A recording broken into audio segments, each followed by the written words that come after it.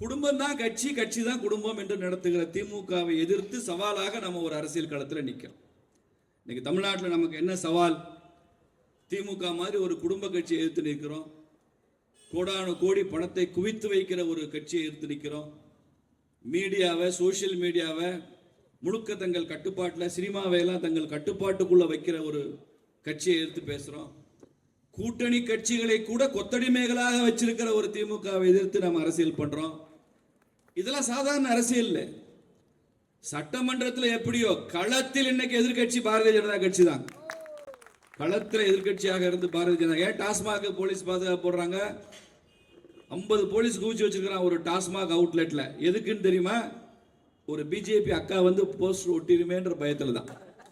ஒரு அக்காவுக்கு பயந்துகிட்டு 50 போலீஸ் போடுற நிலைமையில தான் இன்னைக்கு தமிழ்நாட்டினுடைய ஆட்சியினுடைய அவலம் இருக்கிறது என்றால், இந்த வேதனையும் சேர்த்து தான் நம்ம சொல்லணும். மோடியோட சாதனை மாத்திரம் சொல்ல முடியாது. இன்னைக்கு திமுகன்னு எடுத்துங்க, மதுரையில் எடுத்துக்கிட்டீங்கன்னா பிடிஆர் பழனிவேல் தியாகராஜன் இருக்கார். அவர் யாரு? பிடிஆர் அவருடைய அன்சன்ஸ். அவ்வளவுதான், அன்சன்ஸ் தான் கட்சி. நீங்க விருதுநகர் போனீங்கன்னா தங்கம் தென்னரசு அமைச்சராக இருக்கிறாரு. அவங்க அப்பா தங்கபாண்டியன் திமுக எம்எல்ஏ இருந்தவர். தங்கபாண்டியன் அன்சன்ஸ் தான் இன்னைக்கு விருதுநகர்ல திமுக. தூத்துக்குடி போனீங்கன்னா பெரியசாமி, அவருடைய மகள் கீதா ஜீவன், பெரியசாமி மாவட்ட செயலாளர் இருந்தவர். பெரியசாமி அண்ட் டாட்டர்ஸ், அதுதான் திமுக.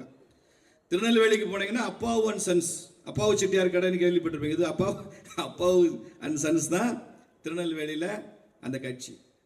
நீங்க திருச்சிக்கு வந்தீங்கன்னா கேஎன் நேரு அண்ட் சன்ஸ், அவ்வளவுதான். அப்பா மந்திரி, அப்பா எம்எல்ஏ, மகன் பார்லிமெண்ட்ல எம்பி. நீ டெல்லியை நீ பார்த்துக்க, இங்க தமிழ்நாட்டை நான் பார்த்துக்கிறேன் அப்படிங்கிறதா அங்கே திமுக நிலைமை. பக்கத்திலே மகேஷ் பொய்யாமொழி, அவரும் அவங்க அப்பா அன்பில் பொய்யாமொழி அண்ட் சன்ஸ் தான் திருச்சி திமுக. விழுப்புரம் போனீங்கன்னா பொன்முடி அண்ட் சன்ஸ், வேலூர் போனீங்கன்னா துரைமுருகன் அண்ட் சன்ஸ். இது எல்லாம் retail business, wholesale business. Karunanidhi and sons, Karunanidhi and grandsons, அவங்க தான் தமிழ்நாட்டினுடைய ஏகபோக உரிமை. ஹோல்சேல், அவங்க தான் ஹோல்சேல் ஏஜென்ட் தமிழ்நாட்டுக்கு. இப்படி குடும்பமாக கொள்ளையடிப்பதான் இன்னைக்கு தமிழக அரசியல், திராவிட அரசியல். இதுக்கு ஈவேரா பேரு, அண்ணாதுரை பேரு, திராவிட அரசியலுங்கிற சாயம், இந்த பெயிண்ட் எல்லாம் போட்டுக்கிட்டு நம்ம ஏமாற்றி கொள்கிறார்கள். இந்த ஓட்டுக்கு பணம் கொடுத்து தேர்தலில் ஜெயிக்கிற ஒரு நடைமுறை, அதுக்கு 1000 கோடி ஊழல், இதையெல்லாம் அம்பலப்படுத்த வந்த கட்சி தான் பாரதிய ஜனதா கட்சி என்பதை நாம் தெரிவிக்கத்தான் இன்னைக்கு மக்களை சந்தித்துக் கொண்டிருக்கிறோம். இது 1965 இல்லடா, 2025 என்பதைத்தான் இந்த மாம்பழ கூட்டம் காமிக்கிறது. இன்னைக்கு மேற்கு மாம்பழத்தில் என்ன சிறப்பு? 199 கவுன்சிலர் திமுக ஜெயிச்சாலும் எங்க கவுன்சிலர் பிஜேபியாக இருப்பார் என்று நீங்கள் தீர்மானித்திருக்கிறீர்களே. அப்போ இன்னைக்கு ஐயா பசும்பொன் தேவர் இருந்தா அவங்க வாரி உச்சி முகர்ந்து கொள்கிற ஒரு கவுன்சிலராக, தேசியத்தையும் தெய்வீகத்தையும் போற்றுகிற ஒரு வார்டாக எந்த வார்டு இருக்கும்னா இந்த மேற்கு மாம்பழத்தை சார்ந்த 144வது வார்டு தான் இருக்கும். 134. நான் அந்த 144 தடை உத்தரவா கேட்டு திருப்பரங்குன்றம் போராட்டத்தில் 144 போட்டான்ல, அது மாதிரி அது 144 தான் ஏறி போச்சு. 134. அப்படி ஒரு தேசியமும் தெய்வீகமும் நிறைந்த மண் இந்த மண். பாரம்பரியத்தை ஏற்றுக்கொள்கிற மக்கள் இருக்கிற பகுதி இது. ஆச்சார அனுஷ்டானத்தை போற்றுகிற மக்கள் இருக்கிற பகுதி. எல்லோரோடும் நல்லிணக்கத்தோடு இருக்க வேண்டும் என்று விரும்புகிற மக்கள் இருக்கிற பகுதி. அதனால இந்த பகுதி இன்னைக்கு பாரதிய ஜனதா கட்சியின் கோட்டையாக மாறி இருக்கிறது என்றால், விரைவில் டி நகர் சட்டமன்றமே பிஜேபியின் கோட்டையாக மாற இருக்கு. அதற்கான அறிகுறிகள்லாம் இப்ப தெரிய ஆரம்பிச்சிருக்கு அரசியல்ல. 2026 எழுதி வச்சுக்கோங்க. ஒரு சினிமாவில் ஒரு நடிகர் சொல்லுவார்ல, மார்க் மை வேர்ட்ஸ் அப்படிம்பார்ல, அது மாதிரி மார்க் மை வேர்ட்ஸ். இங்க ஐஎஸ், இன்டெலிஜென்ஸ், போலீஸ் எல்லாம் இருப்பீங்க. 2026 மே மாசத்துக்கு அப்புறம் தமிழ்நாட்டில் திமுக ஆட்சி இருக்காது. இதை எழுதி வைத்துக் கொள்ளுங்கள். தமிழ்நாடும் தேசிய நீரோட்டத்தில் இணைஞ்சு விடும். நேஷனலிசம் அந்த அலைன்மெண்ட்ல தமிழ்நாடு இணைய போகுது 2026. அந்த மாற்றம் எப்படி வரும்ல எங்களுக்கு தெரியாது. ஒரே நாள் இரவு தான் ரசவாதம். ராத்திரி படுக்க போறப்ப கலைஞர் வாழ்கன்னு போட்டு தூங்க போறவன் காலையில எந்திரிக்கிறப்ப பாரத் மாதா கி ஜெயன்னு சொல்லிட்டு எந்திரிக்க போறான். என்னடா நேத்தனடா பயவுள்ள கலைஞர் வாழ்கன்னு தூங்க போன, காலையில என்னடா ஆச்சுன்னா என்னமோ ஆயிடுச்சு, இனிமே பாரத் மாதா கி ஜெயன்னு சொல்ல போறான். அப்படி ஒரு நிலைமை நிச்சயமாக உருவாக போகும். அதற்கான பிள்ளையார் சொல்லி போட்ட பகுதி இந்த டி நகர் சட்டமன்றம் என்பதை நான் மகிழ்ச்சியோடு தெரிவித்துக் கொள்கிறேன். ஐயா நரேந்திர மோடி அவர்கள் பிரதமராக வருவதற்கு முன்னால் இந்தியா எப்படி இருந்தது தெரிஞ்சாதான் அவர் பிரதமரான பின்பு எப்படி இருக்குன்னு தெரியும். பல விஷயங்கள் நம்ம காற்றில் கேட்டு கேட்டு மறந்துடுறோம். 11 வருஷம் ஆச்சு பாரத நாடு முழுக்க பாரதிய ஜனதா கட்சியினுடைய ஆட்சி. அதற்கு முன்னால 2004 இருந்து 2014 வரைக்கும் ஒரு பொம்மை பிரதமர் இருந்தார், மன்மோகன் சிங். பல பேர் மன்மோகன் சிங்கையே பப்பட்டா தான் காமிப்பான். என்னைக்குமே நாம உயர் அதிகாரி எஸ்ஆர்னு சொல்ற மாதிரி அவர் 10 வருஷமா அவர் உச்சரிச்ச 2 ஆங்கில வார்த்தை எஸ் மேடம் தான். அந்த 2 வார்த்தையை தவிர அவருக்கு வார்த்தையே தெரியாது. சோனியா காந்தி என்ன சொன்னாலும் கேட்டுக்கொள்கிற ஒரு பிரதமர். வெளிநாட்டுக்கெல்லாம் போனா பிரதமர் டம்மியா உட்கார்ந்து இருப்பார். வர்ற வெளிநாட்டு அதிபர்கள் தலைவர்கள் எல்லாம் சோனியா காந்தி அம்மையார் தான் வணக்கம் சொல்லுவான், அம்மையாரை தான் பார்க்க வருவான். இவர் சும்மா கூட போவார், பிரதமர் என்பவர் கூட போவார். பிரதமர் நாற்காலியில் அமர்ந்து கொண்ட மன்மோகன் சிங் ஒரு காலிங் பெல் அடிச்சா கூட பியூன் 10 நிமிஷம் கழிச்சு தான் வந்து எட்டி பார்ப்பான். அதுதான் பிரதமர் பதவிக்குரிய லட்சணமாக இருந்தது. இன்னைக்கு பிரதமர் மோடி காலிங் பெல் அடிக்க போறாருன்னா 10 செகண்டுக்கு முன்னாலே உள்ள அடிக்க போறதுக்கு முன்னாலே பியூன் வந்து எட்டி பார்ப்பான். அப்படி ஒருத்தர் இன்னைக்கு பிரதமரா இருக்கார். வெளிநாடுகள்ல எல்லாம் நம்ம நாட்டோட வேல்யூ பல மடங்கு கூடி இருக்கு. உங்க பிள்ளைங்க எல்லாம் இன்னைக்கு நிறைய பேர் வெளிநாட்டுல இருப்பாங்க, பேர பிள்ளைங்க இருப்பாங்க. கேட்டு பாருங்க, இன்னைக்கு ஒரு இந்தியன் பாஸ்போர்ட்டோட வேல்யூ 10 ஆண்டுகளுக்கு முன்னால என்ன வேல்யூ, இப்போ என்ன வேல்யூ. இந்த வேல்யூ அடிஷனுக்கு யார் காரணம்? நரேந்திர மோடி காரணம் என்பதை நம்ம சொல்ல வேண்டாம், பிள்ளைங்க சொல்லும், பேர பிள்ளைங்க சொல்லும். அந்த அளவிற்கு இந்த நாட்டினுடைய இமேஜ் கூடி இருக்கு. 10 ஆண்டு கால காங்கிரஸ் ஆட்சியில எல்லாத்திலையும் ஊழல். சுரங்கத்துக்கு அடியில நிலக்கரி தோன்றான், அதுல ஊழல். வானத்துல ஹெலிகாப்டர் பறக்குது, அதுல ஊழல். கண்ணுக்கே தெரியாத அலைக்கற்றைன்னு சொல்றான் ஸ்பெக்ட்ரம், அதுல 1,75,000 கோடி ஊழல். ஆராசான்னு ஏன் தெரியுமா பேர் வச்சாங்க அவருக்கு? அவர் செஞ்ச ஊழல் அமௌண்ட்டை கூட்டினா நம்ம எல்லாம் ஆன்னு வாயை திறந்துருப்போம். ஐயோ அப்பா இவ்வளவு பண்ண, திமுக கலைஞருக்கே ஆச்சரியம், அப்பா ராசா அப்படின்னு வியந்து போற அளவுக்கு அவ்வளவு பெரிய ஊழல். இன்னைக்கும் கூட வழக்கு இருக்கு. ஒரு கோர்ட் விடுவித்து விட்டால் கூட இன்னொரு கோர்ட்ல வழக்கு நடந்துட்டு தான் இருக்கு. அப்படி 2G ஸ்பெக்ட்ரம் ஊழல், ஹெலிகாப்டர் ஊழல், நிலக்கரி ஊழல், காமன்வெல்த் விளையாட்டுகள் நடந்த ஊழல், இதெல்லாம் பிரம்மாண்டமான ஊழல் சொல்றேன். சின்ன சின்ன ஊழல் கணக்கே கிடையாது. தொழிலதிபர்கள்லாம் பல பேர் சொல்லி கேள்விப்பட்டிருக்கேன். முக்கியமான பிரச்சனைக்காக அவங்க டெல்லி போவாங்க. அங்க அதிகாரிகளை சந்திக்கணும், செக்ரட்டரிஸ் எல்லாம் பார்க்கணும்னா 11 மணி 12 மணிக்கு செக்ரட்டரிஸ் பல பேர் கோல்ஃப் விளையாடிட்டு இருப்பானா. ஏதாவது ஒரு கிளப்ல உட்காந்து கோல்ஃப் விளையாடிட்டு இருப்பான். செக்ரட்டரி போய் கோல்ஃப் மைதானத்துல தான் போய் பார்க்கணும். இல்லை டென்னிஸ் விளையாடிட்டு இருப்பான். காலையில 10 மணிக்கு ஆபீஸ் போனா ஆபீஸே இருக்காது. ஆனா எல்லாரும் சீரியஸா சாயங்காலம் 4 மணி 5 மணிக்கு வந்துருவான். ஏன்னா அப்பதான் பிசினஸ் நடக்கும், பேரம் படியும். ராத்திரி 10 மணிக்கு கூட ஆபீஸ்ல இருப்பான். இன்னைக்கு போங்க 9:30 மணிக்கு எல்லா ஆபீசரும் சீட்ல இருக்காரா இல்லையான்னு டெல்லியில செக் பண்ணி பாருங்க. ஏன் தெரியுமா? 9:30 மணிக்கு எல்லா செக்ரட்டரி இருக்கணும். ஏன்னா பிரதமர் 9 மணிக்கு வந்து சீட்ல பிரதமர் சீட்ல உட்கார்றாரு. அவர் யாரை கூப்பிடுவாரு, எந்த டிபார்ட்மெண்ட்ல பேசுவாரு, எந்த செக்ரட்டரியை கூப்பிடுவாரு யாருக்கும் தெரியாது. பிரதமர் ஒரு வாரம் வெளிநாடு போயிட்டாரு, அமெரிக்கா போயிட்டாரு. நாளைக்கு மத்தியானம் தான் வர்றாரு. நாளான்னைக்கு தான் ஆபீஸுக்கு ஒரு வாரம் நினைச்சு யாரும் அசால்ட்டா இருக்க முடியாது. ஏர்போர்ட்ல இருந்து நேரம் ஆபீஸுக்கு போறாரு, வீட்டுக்கு போறது இல்லை அவரு. புரியுதா உங்களுக்கு ஆட்சி எப்படி மாறி இருக்குன்னு? இந்த நாட்டில் எந்த சட்டத்தையும் நரேந்திர மோடி மாற்றவில்லை, எந்த அதிகாரிகளையும் துறையிலிருந்து மாற்றவில்லை, எந்த ஆபீஸ் நடைமுறை அலுவலக நடைமுறையும் மாறவில்லை. இருக்கிற சட்டம், இருக்கிற அதிகாரி, இருக்கிற நடைமுறை அத்தனையும் வைத்துக் கொண்டு இந்தியாவில் எல்லாவற்றையும் மாற்றி இருக்கிறார் நரேந்திர மோடி. எல்லாம் மாறி இருக்கு. இன்னைக்கு இருக்கிற சிஸ்டத்துக்குள்ள இருக்கிற சுப்ரீம் கோர்ட் தான் இருக்கு, இருக்கிற உயர் நீதிமன்றம் தான் இருக்கு, இருக்கிற பார்லிமெண்ட் தான் இருக்கு, இருக்கிற மீடியா தான் இருக்கு. ஆனால் எல்லாமே மாறி இருக்கிறது என்றால் அதற்கு காரணம் இருக்கிறதுக்குள்ள என்ன பெஸ்டா பண்ண முடியும் என்று யோசித்து யோசித்து யோசித்து செய்கிற ஒரு பிரதமர் நமக்கு கிடைச்சிருக்கிறார். சுப்பிரமணிய பாரதி பாடான்ல 1000 ஆண்டுகள் ஓய்ந்து கிடந்த பின் வாராது வந்த மாமணியை தோற்போமோ அப்படின்னு பாடினானே சுப்பிரமணிய பாரதி. அந்த 1000 ஆண்டுகள் ஓய்ந்து கிடந்த இந்திய தாய்க்கு வாராது வந்த மாமணி நரேந்திர மோடி என்பதை தமிழக மக்கள் மாத்திரம் கொஞ்சம் தாமதமாக புரிந்து கொள்வாங்க. அவ்வளவு இந்தியா ஒட்டுமொத்த இந்தியாவுக்கு புரிஞ்சிருச்சு.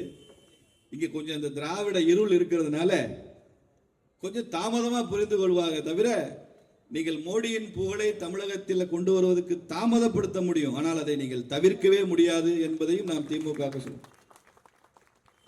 You can delay it but you cannot avoid it. நிச்சயம் நடக்கும். ஏன் மொழி வேணான்றான், இந்தி மொழி வேண்டான்றான், ஏன் மூன்றாவது மொழி வேணான்றான்? அவனுக்கு என்ன தெரியுமா பயம்? இந்தி வந்தா தமிழ் அழிஞ்சிரும் இல்ல, இந்தி வந்தா திமுக அழிஞ்சிரும். இந்தியில பிரதமர் பேசினார்னா தமிழ்நாட்டுக்காரனுக்கு புரிஞ்சிடும். மோடி பேசுறது தமிழ்நாட்டுக்காரனுக்கு புரிஞ்சுட்டா திராவிட கம்பெனியை மூடிட்டு போக வேண்டியதான், வேற வேலையே கிடையாது. திராவிட குஞ்சுகளுக்கு அப்புறம் வேலை இல்லை. நேரடியாக பேசினா புரியுது. இன்னைக்கு இந்தியாவில் பிரைம் மினிஸ்டர் ஆஃப் இந்தியா யாராவது இருக்கட்டும், அவர் எந்த மொழியிலையும் பேசட்டும், இந்தியா முழுக்க எல்லாருக்கும் புரிந்தாலும் புரிந்து கொள்ள முடியாதவர்கள் தமிழர்கள் மாத்திரம்தான். இங்கிலீஷில் பேசினாலும் எனக்கு புரியாது, இந்தியில் பேசினாலும் புரியாது. தமிழில் பேசுறதுக்கு பிரதமராக வந்தால் அவருக்கு தெரியணும், தமிழ் தெரிந்த பிரதமர் வரணும், இல்லை தமிழன் பிரதமராக வரணும். அவர் தமிழில் பேசினார்னா மற்ற ஸ்டேட்காரனுக்கு புரியாது. அப்போ இந்தியாவில் நிறைய ஒரு லிங்குவிஸ்டிக் டைவர்சிட்டி இருக்கிறதுனால இதை பயன்படுத்தி கொண்டு அரசியல் செய்கிற கட்சி அது திமுக. அதனால தான் மூன்றாவது மொழி வேணான்றான். மூணாவது மொழி ஏன் வேண்டாம்? அண்ணாதுரை அவர்கள் ரொம்ப ஹானஸ்டா இருந்தார். அவர் என்ன சொன்னாரு? எங்களை எல்லாம் ஹிந்தி படிக்க சொல்றீங்க, நாங்க படிக்கிறோம். ஆனா வடக்கத்திக்காரன் தமிழ் படிப்பானா? வடக்கத்திக்காரன் ஹிந்தி இங்கிலீஷ் தவிர மூன்றாவது மொழி படிப்பானா? ஏதாவது ஒரு தென்னிந்திய மொழியை கத்துக்குவானா அப்படின்னு கேட்டார். அந்த கேள்வியில நியாயம் இருந்ததில்ல. இன்னைக்கு அறிஞர் அண்ணாதுரை என்ன சொன்னாரோ அதை நடைமுறைப்படுத்தியிருக்கிறார் நரேந்திர மோடி. இந்தியாவில் உள்ள எல்லாரும் 3 மொழி கத்துக்கணும், நீயும் 3 மொழி கத்துக்கோ. நான் தமிழ்நாடு முதலமைச்சராக இருந்தா, பிஜேபி முதலமைச்சராக இருந்தா என்ன பண்ணுவோம்? ஓன்னு ஒப்பாரி வைக்க மாட்டோம். ஐயோ 3வது மொழி வருது, 3வது மொழி ஒப்பாரி வைக்கிறது இளவு விடாது. என்ன ஒப்பாரி வச்சிருக்கிறது? 3வது மொழியை, ஒரு இந்திய மொழியை தமிழன் கற்றுக்கொள்ள வேண்டும் என்றால் தமிழ் மொழியை மற்ற மாநிலங்களில் கற்றுக்கொள்ள வேண்டும்னு நான் பேசுவேனா இல்லையா? தமிழ்நாடு முதலமைச்சரா, தமிழ்நாடு முதலமைச்சரா யார் இருந்தாலும் பேசலாமா இல்லையா? யோகி ஆதித்யநாத் அவர்களை சந்தித்து, ஐயா உங்கள் மாநிலத்தில் வாய்ப்பு இருக்கும் இடங்களில் எல்லாம் தமிழை அறிமுகப்படுத்துங்கள் சொல்ற உரிமை நமக்கு இருக்கா இல்லையா? தமிழ் ஆசிரியர்கள் நான் அனுப்புறேன், தமிழ் பாடநூல் நான் அனுப்புறேன். லியோனி தலைவராக இல்லாம இருக்கணும், இல்லைன்னா தமிழ் பாடநூல் ரொம்ப கேவலமா இருக்கும். லியோனியை வீட்டுக்கு அனுப்பிச்சிட்டு நல்ல தமிழ் ஆசிரியர்களை வைத்துக் கொண்டு தமிழ் பாடநூல் தயாரிச்சு நான் அனுப்புறேன். இன்னும் சொல்ல போனா அதுக்கான செலவை கூட நாங்க ஏத்துக்கிறோம். தமிழை அறிமுகப்படுத்துங்க சொல்லு. ஏதாவது ஒரு இந்திய மொழி 3வது மொழின்னு தானே சொல்லப்பட்டிருக்கு தேசிய கல்விக் கொள்கையில. இவர் ஏத்துக்க மாட்டார். கடையநல்லூர் ரயில்வே ஸ்டேஷன்ல போய் அழிக்கிறான், பெயிண்ட் வச்சு தாரை வச்சு அழிக்கிறான், இந்திய ஒழிக்கிறானா. கடையநல்லூர்னு இங்கிலீஷ்ல எழுதியிருக்கு, அதை அழிச்சிட்டு இருக்கான், இங்கிலீஷ்ல அழிச்சிட்டு இருக்கிறான். என்னன்னா அது 3வதா இருக்கு. ஸ்டாலின் 3வது மொழி தான் வேணான்னாரு. மேல தமிழ்ல கடையநல்லூர் இருக்கு, நடுவுல இந்தியில இருக்கு, 3வதா இங்கிலீஷ்ல இருக்குல்ல. 3வது மொழி வேணான்ட்டார்ல எங்க தலைவர். 3வது மொழி அழிச்சிருந்தான். நல்லவேளை அதுல கனிமொழி இருந்து அதையும் பெயிண்ட் போட்டு அழிச்சிருப்பான். மும்மொழி, எங்களுக்கு மும்மொழி கனிமொழியா இருந்தாலும் மும்மொழி வேண்டாம்னு அழிச்சிருப்பான். எப்படி படிச்சவன் வச்சுக்கிட்டு எப்படி கட்சி நடத்துறாங்க பாருங்க. 200 ரூபாய் சரக்கு வாங்கி கொடுத்த கட்சி நடத்துற கட்சி. எங்களை பத்தி பேசுறதுக்கு துப்பு இல்லாதவனி 200 ரூபாய் டாஸ்மாக் சரக்கு வச்சு கட்சி நடத்துற. இவ்வளவு கூட்டத்தை கோழி பிரியாணியும் குவாட்டரும் இல்லாம கூட்ட முடியும்னு பிஜேபி நிரூபிச்சிருக்க, திமுக நிரூபிக்க முடியுமா? பிஜேபியில எவ்வளவு ஆர்ப்பாட்டம் பண்றோம், போராட்டம் பண்றோம். ஒரு சொடக்கு போடுற நேரத்தில் 100 பேர் 200 பேர் வந்து பொது இடத்துல நின்று போராடி நாள் முழுக்க அரெஸ்ட் ஆகி மண்டபத்தில் இருக்கிறானே. 0 பட்ஜெட். பல மாவட்ட தலைவர்கள் சொல்லுவாங்க, சஞ்சீவி சொல்லுவாரு, ஒரு 200 பேர் மண்டபத்தில் அடைச்சிருக்கானையா, பெரிய ஆர்ப்பாட்டம் பண்ணி எவ்வளவு கட்சிக்கு செலவாச்சு? 0 பட்ஜெட் ஜி. வாட்ஸ்அப்ல செய்தி போட்டோம், எல்லாரும் வந்துட்டான், எல்லாம் அரெஸ்ட் ஆகி ஜம்முன்னு உள்ள இருக்கிறான். ஏதோ போலீஸ் கொடுக்குற சாப்பாடு சரியில்லைன்னா நம்மளால சாப்பாடு ஸ்பான்சர் வாங்கி தருவானே தவிர பெரிய செலவு இல்லையே. உன்னால ஒரு 100 பேரை ஒரு 10 லட்சம் ரூபாய் செலவழிக்காம ஒரு நாளைக்கு அரெஸ்ட் ஆகி உள்ள இருக்க சொல்லி பார்க்கலாம். அரெஸ்ட் பண்ணா சோரேறி குதிச்சு ஓடி போடுறவன் தான் திமுக காரங்க, தெரிஞ்சுங்க. ஓடிடுவான் அந்த பக்கம் பின்பக்கம் மண்டப சோரில் என் பேர் எழுதிட்டீங்களே என்னை ஆளை விடுங்கன்னு ஓடிடுவான். அதனாலதான் இன்னைக்கு திமுக அச்சப்படுது பிஜேபியை பார்த்து. வீரியமும் வீச்சும் உள்ள ஒரு கட்சி, தொண்டர் பலமுள்ள ஒரு கட்சி, ஆண்மை திறனுள்ள ஒரு கட்சி நமக்கு அரசியல்ல பெரிய சவாலா வந்து நிக்கிறானேன்னு பயப்படுறான் பிஜேபி. பிஜேபி பேசுறது தமிழ்ல புரிஞ்சுக்கவும் முடியாது இவரால. பெங்கால்ல போய் வங்க மொழி பேசினார்ல, எழுதி கொடுத்து தப்பு தப்பா, அந்த மாதிரி திணறி போய் வந்துட்டு போறார். அவ்வளவு உலக நாடுகள்ல நம்ம பேர் தான் இருக்கு, பிஜேபி பேர் தான் இருக்கு, நரேந்திர மோடி பேர் தான் இருக்கு, இந்தியா பேர் தான் இருக்கு. பாகிஸ்தான்ல ஒரு ஜேர்னலிஸ்ட் சொல்றாரு, இந்தியாவிற்கு நரேந்திர மோடி மாதிரி பிரதமர் தேவை என்பது எல்லாரும் பேசுறாங்க உலகம் எல்லாம்.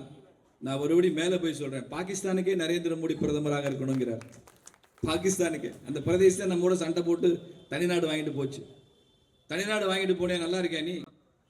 இன்னைக்கு ஊரில் எங்கே போனாலும் தெருவெல்லாம் துப்பாக்கி விற்கிது, குண்டு விற்கிது, தோட்டா விற்கிது, எல்லா இடத்துலையும் குண்டு வைக்கிறான். ஒரு பைபாஸ் சர்ஜரி பண்ணணும்னா கூட நல்ல கார்டியாலஜிஸ்ட் அங்கே கிடைக்க மாட்டேங்கிறான். அங்கேருந்து சென்னையில் வந்து பைபாஸ் சர்ஜரி பண்ணிட்டு போகிறாங்க பாகிஸ்தான்காரங்க. இன்னைக்கு பாகிஸ்தானை ஜெயிக்கணும்னா பெரிய படையெல்லாம் அனுப்ப வேண்டாம். நரேந்திர மோடி ஒரு 50 கிலோ கோதுமை அனுப்பிச்சா போதும், அவன் கதை முடிஞ்சது. அப்படிதான் கோதுமைக்கு அலையிறான், பெட்ரோல் டீசலுக்கு அலையிறான், மருந்து மாத்திரை இல்லாமல் அலையிறான். ஆனால் துப்பாக்கி தோட்டா மாத்திரம் வண்டியாக செஞ்சு வச்சிருக்கிறான், அணுகுண்டு நிறைய வச்சிருக்கான் பாகிஸ்தான். தனியா போய் இந்தியாவோட இருக்க மாட்டோம்னு சொல்லி தனியா போய் வாழ்ந்து என்னத்தை கண்ட நீ? இன்னைக்கு இந்தியா எங்க இருக்கு, பாகிஸ்தான் எங்க இருக்கு? அந்த இந்தியாவோட உச்சத்துக்கு வந்தது காரணம் யாரு? நரேந்திர மோடி தானே. மோடி பிரதமராக இருக்கும் போது இந்தியாவோட ஜிடிபி $1.5 ட்ரில்லியன், 70 வருஷமா $1.5 ட்ரில்லியன்.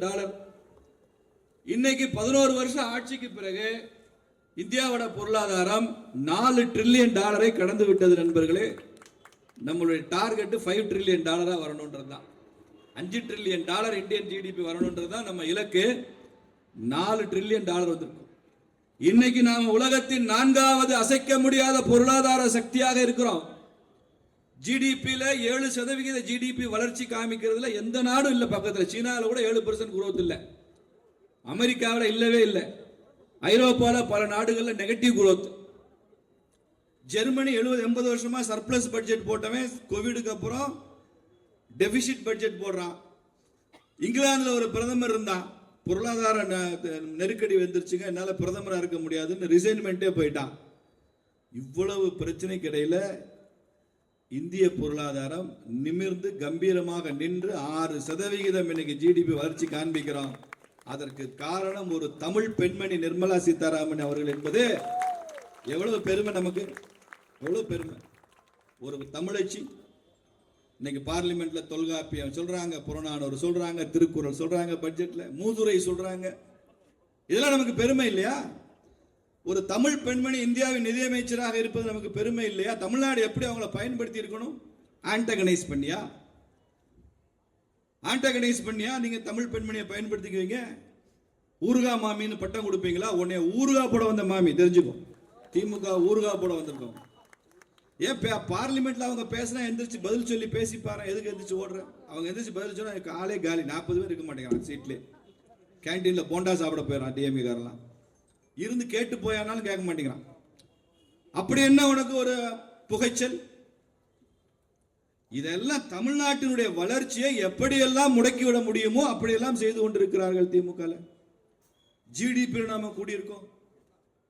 விவசாயத்தில் பாருங்க, 47 இந்தியா சுதந்திரம் அடையும் போது நம்ம உணவு உற்பத்தி 50 மில்லியன் டன்னுங்க, அவ்வளவுதான் உணவு உற்பத்தி. அப்ப நம்ம மக்கள் தொகை 40 கோடி தான். வெறும் 50 மில்லியன் டன் உணவு பற்றாக்குறை, சாப்பாடு இருக்காது. நிறைய பேர் தெரியும் 70கள் எல்லாம் பெரிய பஞ்சம் வந்து தாய்லாந்துல இருந்து அரிசி வரும், நீங்க பாத்துருக்கீங்களா? அந்த அரிசியை சாப்பிட்றதுக்கே ஒரு டெக்னிக் இருக்கு. நாங்கெல்லாம் சின்ன வயசுல சாப்பிட்டுருக்கோம். அதாவது மூச்சை மூடிக்கிட்டு, மூக்கு மூடிக்கிட்டு அதை முழுங்கிடணும், இல்லைன்னா அந்த ஸ்மெல் சாப்பிட முடியாது. அப்படி அரிசி, தரங்கட்ட அரிசி மக்களுக்கு அதுதான் கொடுத்தாங்க. அப்போ திமுக ஆட்சி, மேல காங்கிரஸ் ஆட்சி.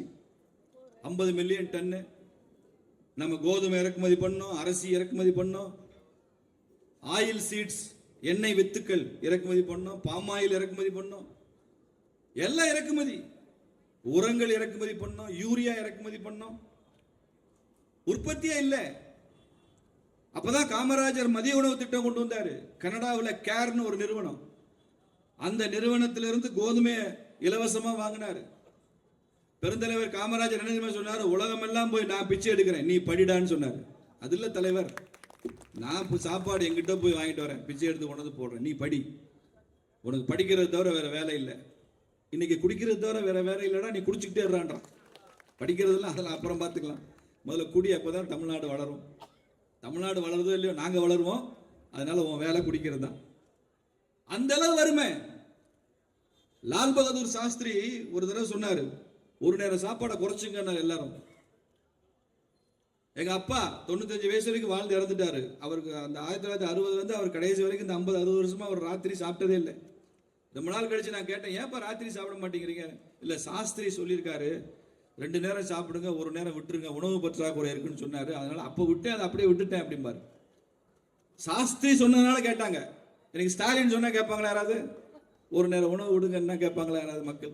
அதை சொல்றதுக்கு ஒரு தபஸ் இருக்கணும் இல்ல? அப்படி உணவு பற்றாக்குறை. இன்னைக்கு நம்மளுடைய உணவு உற்பத்தி எவ்வளவு தெரியுமா நண்பர்களே? 400 மில்லியன் டன். 40 கோடி மக்களுக்கு நம்மால் உணவளிக்க முடியாத காங்கிரஸ் ஆட்சிக்கும் 140 கோடி மக்களுக்கு இலவசமா உணவளிக்கிற நரேந்திர மோடி ஆட்சிக்கும் எவ்வளவு வித்தியாசம் யோசிப்பாங்க. எவ்வளவு வித்தியாசம் இருக்கு. கரீப் கல்யாண் அன்ன யோஜனான்னு ஒரு திட்டங்க. கொரோனா நேரத்தில் எல்லாம் லாக்டவுன். லாரி போகாது, பஸ் போகாது, சப்ளை செயின் இல்ல, லாஜிஸ்டிக்ஸ் மூவ்மெண்டே இல்ல. ஒரு பட்டினி சாவு கூட இல்லாமல் 3 ஆண்டுகள் இந்த தேசத்தை காப்பாற்றிய நரேந்திர மோடி இங்கே. சீனால எத்தனை பேர் செத்து போனாங்க? நோயில செத்து போனது மாத்திரம் இல்ல, உணவு இல்லாம பட்டினியில் செத்தது லாக்டவுன்னால. அமெரிக்காவில் பட்டினி. பெரிய பெரிய பொருளாதார வளர்ச்சி அடைந்த நாடுகள்லாம் உணவு கிடைக்கல, உணவை கொண்டு போய் கொடுக்கிற சிஸ்டம் இல்ல. நம்ம நாட்டில் என்ன நடந்தது கோவிட்ல? ஆனால் உலக மீடியாவை எப்படி எழுதுச்சு? இந்தியர்கள் நெருக்கமாக வாழ்வார்கள், இந்தியர்கள் ஒருவரோடு ஒருவர் ஒட்டிக்கொண்டே இருப்பார்கள். இவன் கோயிலுக்கு போனாலும் கூட்டமா போவான், ஜவுளி கடையில் போய் துணி எடுக்கணும்னாலும் கூட்டமா போவான், குடிக்க போனாலும் கூட்டமா போவான். அதனால இந்த கொரோனா பரவலை இந்தியாவில் தடுக்க முடியாது, நிறைய இந்தியர்கள் செத்து போயிடுவான்றது தான் வேர்ல்டு மீடியாவோட கணிப்பு. ஆனால் உலக நாடுகள்ல மிக குறைவான மரணத்தோடு இந்தியர்களை காப்பாற்றியது நரேந்திர மோடியினுடைய ஆட்சி. எப்போது கொரோனாவுக்கு ரஷ்யா மருந்து தடுப்பூசி கண்டுபிடித்ததோ, எப்போது அமெரிக்கா தடுப்பூசி அறிமுகப்படுத்தி அவர்கள் மக்களுக்கு தடுப்பூசி கொண்டு வந்தாங்களோ, எப்ப சீனா தடுப்பூசி போட்டதோ அதற்கு ஒரு நாள் கூட குறையாமல் அதே காலகட்டத்தில் இந்தியாவிலும் தடுப்பூசி கொண்டு வரப்பட்டது, போடப்பட்டது. நீங்க ரேபிஸ் வெறிநாய்க்கடி தடுப்பூசி அது உலக நாடுகளில் கண்டுபிடிச்சு 40 வருஷம் கழிச்சு தான் இந்தியாவுக்கு வந்துச்சு. அம்மை நோய்க்கான தடுப்பூசி எப்ப கண்டுபிடிச்சா உலகம் எல்லாம் எப்போ வந்துச்சு, இந்தியாவுக்கு எப்போ காங்கிரஸ் ஆட்சியில் வந்துச்சுன்னு பாருங்க. போலியோ டிராப்ஸ் அந்த தடுப்பு மருந்து எப்போ கண்டுபிடிச்சு உலக நாடுகள்லாம் வந்தது, இந்தியாவுக்குள்ள அது எப்போ வந்ததுன்னு பாருங்க. எல்லாம் 20 வருஷம் 30 வருஷம் இடைவெளி இருக்கும். கொரோனா தடுப்பூசி அமெரிக்கா ரஷ்யாவில் எப்போ அறிமுகப்படுத்தினா, இந்தியாவில் தடுப்பூசி நாம எப்போ அறிமுகப்படுத்தணும் பாருங்க, ஒரு வாரம் கூட வித்தியாசம் இல்லை. ஏன் தெரியுமா? தேச நலன் மீது அக்கறை உள்ள கட்சி. இந்த 140 கோடி மக்கள் மீதும் அக்கறை உள்ள கட்சி. இந்த தேசத்தை தெய்வமாக பார்க்கிற RSS இயக்கத்தில் இருந்து வந்த ஒருவன் நடத்துகிற ஆட்சி. அதனால அது நடக்கும். இல்ல வேற யாராவது இருந்தா எப்படி செய்ய முடியுது? மக்களை நேசிச்சவர் தான் தலைவனா இருக்க முடியும். மக்களை எக்ஸ்ப்ளாய்ட் பண்றவன் இல்லை. இல்ல இவனுக்கு என்ன செய்ய முடியும் யோசிச்சே இருக்கிறவன் தலைவராக இருக்கும்போது ஆட்சி எப்படி இருக்கும்? இன்னைக்கு செங்கோட்டையில் நின்று கொண்டு நரேந்திர மோடி பேசுகிறார், இந்தியா உலக நாடுகளில் இருந்தெல்லாம் உணவு வாங்கின காலமெல்லாம் முடிஞ்சு போச்சு. இன்னைக்கு ஐநா சபை அங்கீகரித்தால் உலகத்தின் ஏழை நாடுகளுக்கெல்லாம் இந்தியா உணவளிக்க தயார் அப்படின்னு அறிவிக்கிறார். சகோதரர்களே, இன்னைக்கு நாம கோதுமை ஏற்றுமதி பண்றோம், அரிசி ஏற்றுமதி பண்றோம், யூரியாவும் ஃபெர்டிலைசர் ஏற்றுமதி பண்றோம். நம்முடைய ராணுவ உதிரி பாகங்கள் எப்போ நிர்மலா சீதாராமன் ராணுவ அமைச்சர் ஆனாங்களோ, ஸ்பேர் பார்ட்ஸ் இம்போர்ட் குறைந்து எக்ஸ்போர்ட் பண்ண ஆரம்பித்த முதல் டிஃபென்ஸ் மினிஸ்டர். இன்னைக்கு ராணுவ உதிரி பாகங்களை நாம ஏற்றுமதி செய்யறோம். 1 லட்சம் கோடிக்கு மேலாக அதுல பணம் வருது. இந்த பட்ஜெட்ல நரேந்திர மோடி சொல்லியிருக்கிறாரு, எண்ணெய் வித்துக்கள் மீது இம்போர்ட் டாக்ஸ் அதிகப்படுத்தி இருக்கிறாங்க. இன்னும் ஓரிரு ஆண்டுகள்ல வெளிநாடுகள்ல இருந்து எண்ணெய் இந்தியாவிற்குள் வரவே வராது. நமது உற்பத்தியே நமக்கு போதும், நாம ஏற்றுமதி செய்யலாம். அந்த அளவுக்கு எண்ணெய்க்கு ஆயில் சீட்ஸ், ஆயில்ல ஒரு செல்ஃப் சஃபிஷியன்சி, தன்னிறைவுக்கான ஒரு பயணம். மோடி ஆட்சிக்கு வர்றதுக்கு முன்னால எல்லா மாநில முதலமைச்சர்களுக்கும் ஒரு பழக்கம் இருக்கு, ஒரு லெட்டராவது எழுதிடுவாங்க பிரைம் மினிஸ்டருக்கு. அந்த ஒரு லெட்டர் என்னவா இருக்கும்? அது கருணாநிதி முதலமைச்சராக இருந்தாலும் ஜெயலலிதாவா இருந்தாலும், ஜெயலலிதா அம்மா இருக்கிறப்ப லெட்டர் எழுத, வேற என்ன பண்றது? யூரியா சென்ட்ரல் கவர்மெண்ட்ல இருக்கு. அந்த கெமிக்கல் அண்ட் ஃபெர்டிலைசர்ஸ் தான் நம்ம அண்ணன் அழகிரி வேற மந்திரியா இருந்தார். நல்ல அமைச்சர் இருந்தாலே யூரியா இல்லை, அழகிரி அமைச்சராக இருந்தால் என்ன கிடைக்கும் யோசிப்பார். நரேந்திர மோடி பிரதமர் ஆன பின்பு 2014 அப்புறம் ஒரு மாநில முதலமைச்சரும் எனக்கு யூரியா வேணும், பற்றாக்குறை இருக்குன்னு இதுவரைக்கும் ஒரு கடிதம் கூட எழுதல. எங்களுக்கு உர தட்டுப்பாடு இருக்கு, எங்களுக்கு உரத்தை உடனே ரிலீஸ் பண்ணுங்கன்னு இதுவரைக்கும் ஒரு முதலமைச்சர் கூட எழுதவில்லை. ஏன் எழுதல தெரியுமா உங்களுக்கு? இடையில யூரியால நிறைய பதுக்கல் நடந்தது, கள்ள மார்க்கெட் இருந்தது, நிறைய இண்டஸ்ட்ரீஸ் யூரியாவை கடத்தினாங்க. நான் சொன்ன ஆச்சரியமா இருக்கும். பாலில் யூரியாவை கலந்தான். குழந்தைகள் குடிக்கிற பாலில் கூட கொஞ்சம் யூரியாவை கலந்துட முடியும், மில்க் பவுடர்ல. அப்படியெல்லாம் ஒரு கள்ள மார்க்கெட், கலப்பட சந்தையெல்லாம் இருந்ததை மாற்றி ஒரு சின்ன டெக்னிக் பண்ணாரு நரேந்திர மோடி. என்ன டெக்னிக் தெரியுமா? யாராவது தெரியுமா? அந்த கூட்டத்தில் யாராவது சொல்லுவீங்களா? நீம் கோட்டட் யூரியான்னு போட்டார். வேப்பெண்ணெயை தடவி கூடுறா, அதுக்கப்புறம் கள்ள மார்க்கெட்டே ஒழிஞ்சிரும்டா அப்படின்னு சொன்னார். கள்ள மார்க்கெட்டே ஒழிஞ்சிரும். அந்த வேப்பெண்ணெய் தடவுறப்ப அது மண்ணுக்கு வேற உரமாகுது, சத்தாகுது. வேப்ப மரத்தை, வேப்பம் கொட்டை எடுத்து நீம் ஆயில் தயார் பண்ற அந்த விவசாயிகளுக்கு அதுல பணம் கிடைக்குது, பெரிய மார்க்கெட் கிடைக்குது அவங்களுக்கு. இன்னைக்கு யூரியா தட்டுப்பாடு இல்லை. இந்தியாவில் எந்த யூரியா தொழிற்சாலையும் நிர்வாகம் செயலிழந்து இல்லை. 4 புதிய உர தொழிற்சாலைகள் போன மாதம் அஸ்ஸாம் உட்பட புதிதாக ஆரம்பிக்கப்பட்டிருக்கு. இன்னைக்கு யூரியாவிலையும் சரி உரத்திலையும் சரி தட்டுப்பாடே இல்லாமல், அதே சமயத்தில் 1 கோடி விவசாயிகளை இயற்கை விவசாயத்திற்கும் திருப்புகிற முயற்சியும் சேர்த்து செய்கிற ஆட்சி நரேந்திர மோடி ஆட்சி. அதே ஒரே நாளில் இயற்கை விவசாயம் பண்ணிட வேண்டியதானே? இலங்கையில் அப்படித்தான் பண்ணா, பெரிய உணவு பஞ்சம் ஆயிடுச்சு. இனிமேல் உரம் போடக்கூடாது, யூரியா போடக்கூடாது, எல்லாம் இயற்கை விவசாயம்னு சொல்லி அந்த நாட்டோட உற்பத்தி குறைஞ்சு அந்த அளவுக்கு அந்த சாணம், பஞ்சகவியம், கோமியம்லாம் இல்லாமல், வேலை செய்யறதுக்கும் லேபர் இல்லாமல் பெரிய கொலாப்ஸ். அதனால இயற்கை விவசாயத்துக்கு திரும்ப வேண்டும் என்பது கட்டாயம், அதை படிப்படியாகத்தான் செய்ய வேண்டும் என்பது அதை விட கட்டாயம். இந்த ரெண்டையும் சேர்த்து செய்கிற பிரதமராக நரேந்திர மோடி இருக்கார். இன்னைக்கு பிரச்சனை இல்லையா? இன்னைக்கு 400 மில்லியன் டன் உணவு உற்பத்தி, 140 கோடி மக்கள், சர்ப்ளஸ் இல்லை. இன்னைக்கு போங்க கல்யாண வீடுகளில், ஹோட்டலில், we waste more than what we taste. தூக்கி கொட்டுறமே தவிர சாப்பிட்றதுக்கு விட நம்ம கீழே கொட்டுற உணவு அதிகமாக இருக்கு. நம்ம செய்கிற பெரிய துரோகம், பாவம். அன்னம் தெய்வம், அதை வீணாக்க கூடாது. எவ்வளவு வேணுமோ அவ்வளோ சாப்பிடு, வீணாக்காத. பிள்ளைங்களுக்கு சொல்லி கொடுக்கணும். ஒவ்வொரு பருக்கைக்கும் பின்னால ஒரு விவசாயியோட உழைப்பு இருக்கு, வியர்வை இருக்கு. அவன் பண்ண அந்த அவ்வளவு முயற்சிக்கு அப்புறம் தான் நம்ம தட்டுக்கு இவ்வளவு சோறு வருது. வீட்டில் நம்ம அம்மா, சகோதரி, மனைவியோட உழைப்பு இருக்கிறதுனால தான் தட்டுக்கு சாப்பாடு வருது. அது தூக்கி குப்பையில் கொட்டுற மாதிரி கொட்டுவது என்பது நல்லதல்ல. அப்படி விவசாயம். மினிமம் சப்போர்ட் பிரைஸ் சொல்றோம்ல, குறைந்தபட்ச ஆதார விலை. காங்கிரஸ் ஆட்சியில நெல்லுக்கு இருக்கும், கரும்புக்கு இருக்கும். ஒரு 4 விவசாய பொருட்களுக்கு தான் எம்எஸ்பி. இன்னைக்கு 24 விவசாய பொருட்களுக்கு எம்எஸ்பி, குறைந்தபட்ச ஆதார விலை. நீங்க நம்ப மாட்டீங்க சார், தேங்காய்க்கு எம்எஸ்பி கொடுக்குறோம், குறைந்தபட்ச ஆதார விலை. எவ்வளவு உற்பத்தி பண்ணாலும் அதை எடுக்கணும்னு சொல்லியிருக்கிறார் நரேந்திர மோடி. எங்களுக்கு இவ்வளவு கோதுமை போதும்னு அரசாங்கம் சொல்லக்கூடாது. அந்த விவசாயம் என்கிட்ட 100 மூடை இருக்கு தர்றேன்னா 100 மூடை எடுத்துக்கணும். அந்த விவசாயம் என்கிட்ட இவ்வளவு கொப்பரை இருக்கு நான் தர்றேன்னா அவ்வளவு எடுத்துக்கணும். அதன் மூலமாக இன்னைக்கு தேங்காய் விலை பல மடங்கு கூடியிருக்கு. நமக்கு அது கொஞ்சம் கஷ்டமா இருக்கலாம், ஆனா விவசாயத்துல உற்பத்தி செய்யறவனுக்கு அந்த வழி தெரியும். விவசாயத்துல தேங்காய்க்கு கட்டுப்படியான விலை கிடைக்கிறது காரணம் எம்எஸ்பி, தேங்காய்க்கும் சேர்த்து அறிமுகப்படுத்தியிருக்கோம். சிறுதானியங்களுக்கு எம்எஸ்பி கொடுத்திருக்கிறாரு. பல பொருட்களுக்கு குறைந்தபட்ச ஆதார விலை வந்துருச்சு அரசாங்கம். முன்னால காங்கிரஸ் பீரியட்ல 2014 வரைக்கும் 4 பொருள் தான். இன்னைக்கு 24 பொருட்களுக்கு எம்எஸ்பி, அதாவது உணவுப் பொருள், விவசாய பொருட்கள். ஒவ்வொரு துறையா இன்டர்னல் செக்யூரிட்டின்னு எடுங்க. மன்மோகன் சிங் ஆட்சியில் எத்தனை குண்டு வெடிப்பு 10 வருஷத்துல? விதவிதமா பேர் வைப்பான். டிஃபன் பாக்ஸ் குண்டும்பா. என்னடா டிஃபன் பாக்ஸ் குண்டு? ஸ்கூட்டர் குண்டு வெடித்ததுமா. ஒரு பெரிய ஹோட்டலுக்கு கீழே பார்க்கிங்ல ஸ்கூட்டர்ல, பழைய ஸ்கூட்டர் விலைக்கு வாங்கி அதுல குண்டெல்லாம் வச்சு லோடு பண்ணிட்டு டெரரிஸ்ட் வெளியில போயிடுவான். அங்கிருந்து வெளியில இருந்து ரிமோட்ல ஆப்ரேட் பண்ணாருன்னா குண்டு வெடிச்சு. அதுக்கு பேர் ஸ்கூட்டர் குண்டு. சாப்பாடு கொண்டு போற மாதிரி டிஃபன் பாக்ஸ்ல உள்ள குண்டை வச்சு ஒரு பஸ்லயோ ட்ரெயின்லயோ வச்சுட்டு போயிடுவான். தபார்னு வெடிக்கும் டிஃபன் பாக்ஸ் குண்டு. அப்புறம் ஹேண்ட்பேக் குண்டு. அப்புறம் அவனே குண்டா மாறுவான், சூசைட் குண்டு. இன்னைக்கு ஒரு குண்டு கூட இல்லை, தெரிஞ்சுக்கங்க. இந்தியா முழுக்க ஒரு குண்டு வெடிப்பு சம்பவம் கூட இந்த 11 ஆண்டுகளில் நடக்கவில்லை. ஒரு குண்டு ஒரு தீவிரவாதி வெடிச்சா 2 குண்டு சுடுற ஒருத்தர் ஹோம் மினிஸ்டர் இருக்காரு. ஒரு குண்டு நீ போட்டீங்கன்னா 2 குண்டு காலி. ஒரு காலத்துல சொல்லுவான், பசுபதினு நேபாளத்துல கோவில் இருக்கு, பசுபதிநாதர். ஆந்திராவில் திருப்பதி. இந்த திருப்பதியும் பசுபதிக்கும் இடையில இருக்கிற ஒரு கோடு போட்டா அதுக்கு பேர் ரெட் காரிடர்னு அர்த்தம். சிவப்பு தடம் அப்படி வச்சுங்க, ரெட் காரிடர். பூரா மாவோயிஸ்ட். எத்தனை மாவட்டம் தெரியுமா? 150க்கும் மேற்பட்ட மாவட்டங்கள். சைடுல கொஞ்சம் கணக்கு எடுத்தா 300 மாவட்டம். நக்சல் இன்ஃபெஸ்டட் டிஸ்ட்ரிக்ட்ஸ்ங்கறான். இவ்வளவு மாவட்டங்களும் ரெட் காரிடர், இவ்வளவுல மாவோயிஸ்ட் பயங்கரவாதம்.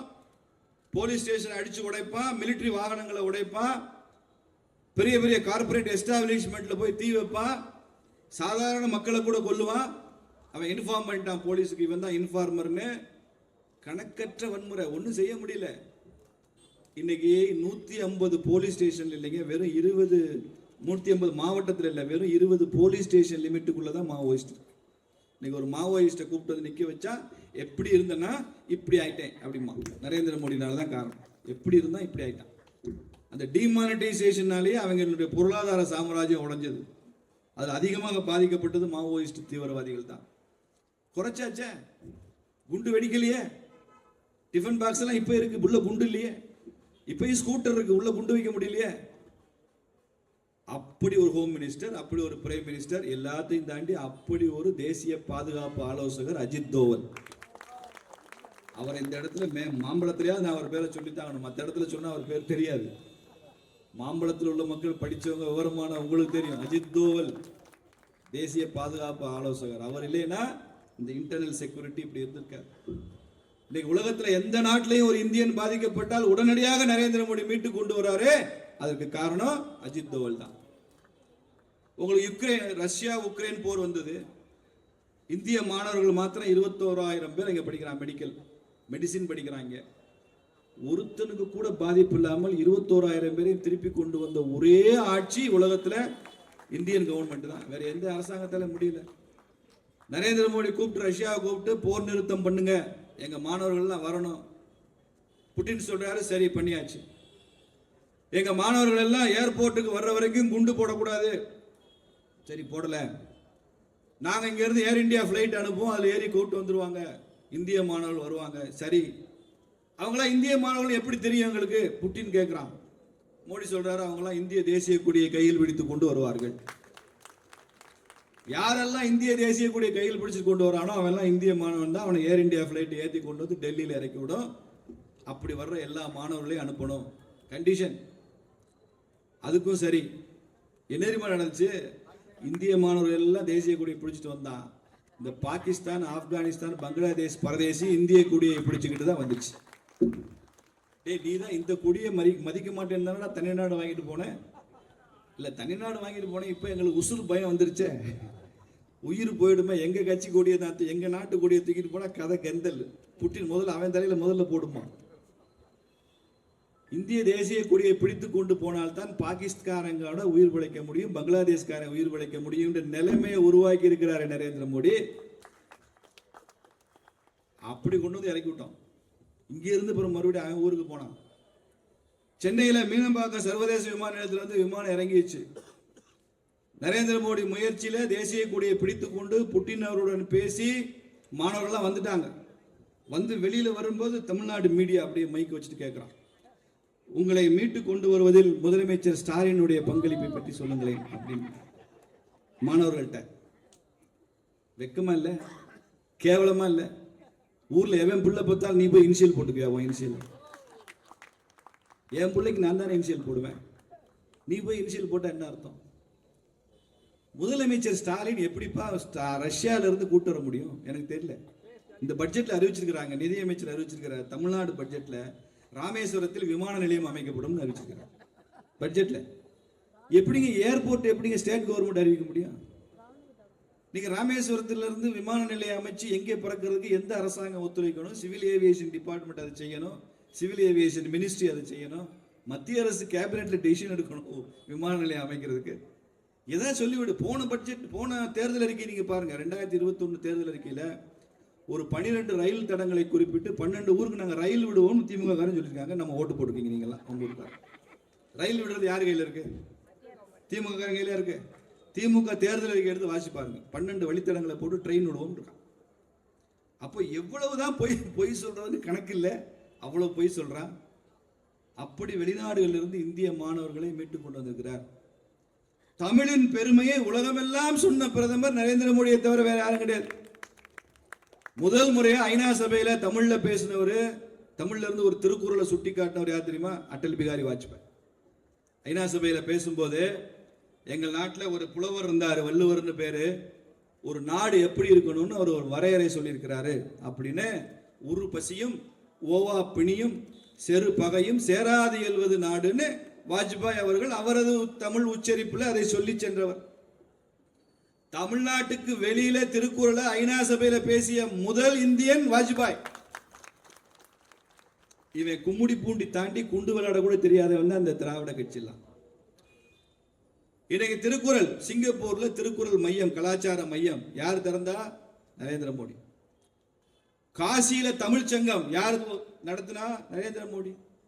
தமிழ்நாடு காசியை கொண்டாடுகிறது. காசியை கொண்டாடுகிற தமிழர்களை பார்த்திருக்கோம். பல பேருக்கு காசின்னு பேர் வச்சிருப்பான். எங்க ஊர் பக்கம் வந்தீங்கன்னா சிவகாசி இருக்கு, தென்காசி இருக்கு, தெற்க காசி, காசியம்மா, காசிமாயன், எவ்வளவு பேர் காசின்னு. காசியை கொண்டாடுகிற தமிழர்கள் பல ஆயிரம் வருஷமா இருக்காங்க. நரேந்திர மோடி என்ன செஞ்சாரு? காசியை கொண்டாடுகிற தமிழர்கள் இருக்கட்டும், தமிழை கொண்டாடுகிற காசியை நான் உருவாக்குவேன்னு சொல்லி காசியில தமிழ் சங்கம் வச்சு, காசியில தமிழர் விழா, காசியில தமிழ் இலக்கியம், காசியில தமிழர் உணவு, காசியில தமிழர் நடனம், தமிழர் இசை, தமிழர் மருந்து, தமிழர் ஆடைகள். காசியை தமிழ் படுத்தணும்ன்ற எண்ணம் ஏன் நரேந்திர மோடிக்கு வருது? காசிக்கும் தமிழுக்கும் இருக்கிற உறவை கட்டி காக்கிறதுல, இரண்டு மாநிலங்களை இணைப்பதுல, வடக்கை தெற்கை இணைப்பதுல அவ்வளவு முக்கியத்துவம். சௌராஷ்டிரா தமிழ் சங்கம் ஏன் வந்துச்சு? சௌராஷ்டிரால, தமிழ்நாட்டில் சௌராஷ்டிரா மொழி பேசுறவங்க மதுரையில, கும்பகோணத்துல, தஞ்சாவூர்ல, பரமக்குடியில, சேலத்துல எல்லாம் இருக்கிறாங்க.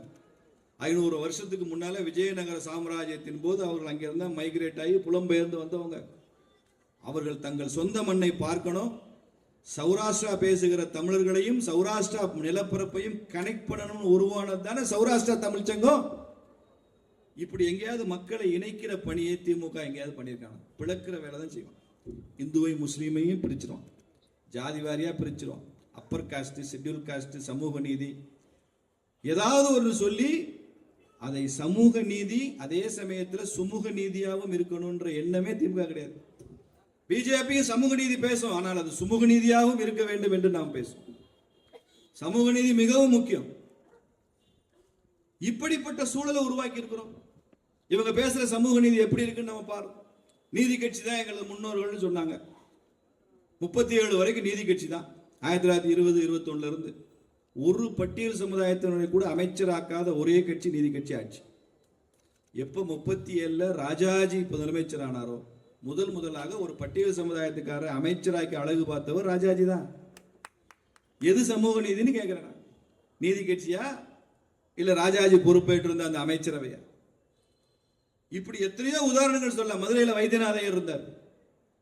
தமிழகம் முழுக்க பட்டியல் சமுதாயத்தினரை கோவிலுக்குள் அனுமதிப்பதில்லைன்னு ஒரு கொடிய பழக்கம் இருந்த நேரத்தில் அதை மாற்றி பட்டியல் சமுதாயத்தை கோவிலுக்குள் அழைத்து சென்றவர் வைத்தியநாதையர். சமூக புரட்சி. அதற்கு கூட இருந்தவர் என்எம்ஆர் சுப்புராமன், சௌராஷ்டிரா பிரமுகர். அது பல பேர் எதிர்த்த போது யார் வர்ற நான் பார்க்கிறேன்னு பக்கத்தில் நின்றவர் பசும்பொன் தேவர். எல்லாரும் ஆதரிச்சாங்க. அப்ப இதே பி.டி. ராஜன் மதுரையில் தான் இருந்தார், நீதி கட்சி தலைவர். பட்டியல் சமுதாய மக்களை மீனாட்சி அம்மன் கோவிலுக்கு அழைத்து செல்லும் போது சமூக நீதி பேசுகிற நீதி கட்சி தலைவர் என்ன செஞ்சிருக்கணும்? நானும் கூட வரேங்கன்னு வந்திருக்கணும்ல. எங்கே போய் ஒளிஞ்சுக்கிட்டார் அவரு? அதை செஞ்சதெல்லாம் யாரு? நீங்க சனாதனிகள்னு சொல்றீங்களே, அந்த சனாதன தர்மம் தான் அதை செய்தது என்பதையும் நாம் திராவிட கட்சிகளுக்கு சொல்லணுமா வேண்டாமா? பல சமயங்கள்ல நம்மளை எதிர்த்து கேள்வி வச்சுக்கிட்டே போறாங்க.